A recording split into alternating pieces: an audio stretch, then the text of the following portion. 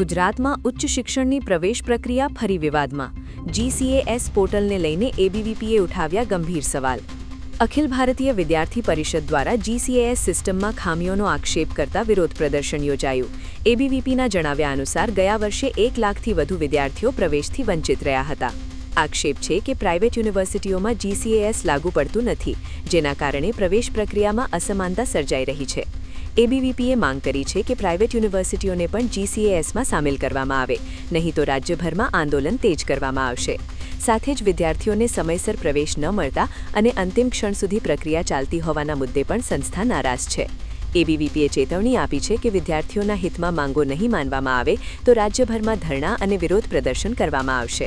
આપણને બધાને ધ્યાનમાં છે કે સ્ટેટ યુનિવર્સિટીઝમાં અને તેની સંલગ્ન કોલેજો છે એના માટે જીકાસમાં ફોર્મ ભરી અને પ્રવેશ મેળવવાનું હોય છે। છેલ્લા 3 વર્ષથી આ જીકાસ નિષ્ફળ નીવડી રહ્યું છે અને આ વખતે પણ એને ફરી વિદ્યાર્થીઓ પર થોપી દેવામાં આવ્યું છે। તેમાં રહેલી વિસંગતતાઓને દૂર કરવામાં નથી આવતી, એમાં પ્રાઇવેટ યુનિવર્સિટીઝને બાદબાકી કરવામાં આવી છે।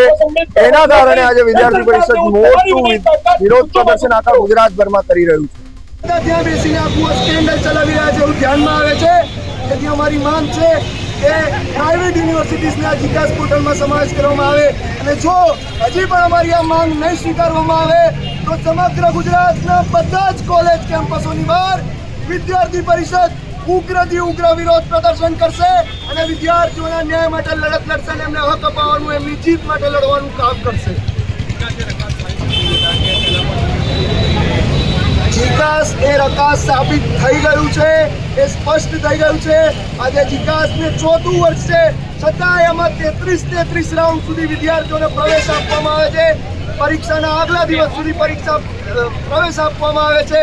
તેથી આ જીકાસમાં પ્રાઇવેટ યુનિવર્સિટીને સામેલ કરવામાં આવે અને જો ન સામેલ કરવામાં આવે તો ડિસેન્ટ્રલાઇઝ પરીક્ષા પ્રક્રિયા, જે પ્રવેશ પ્રક્રિયા જે પહેલા થતી હતી એ પ્રમાણે સ્ટેટ યુનિવર્સિટીને કરવા દેવામાં આવે, એવી અમારી માંગ છે।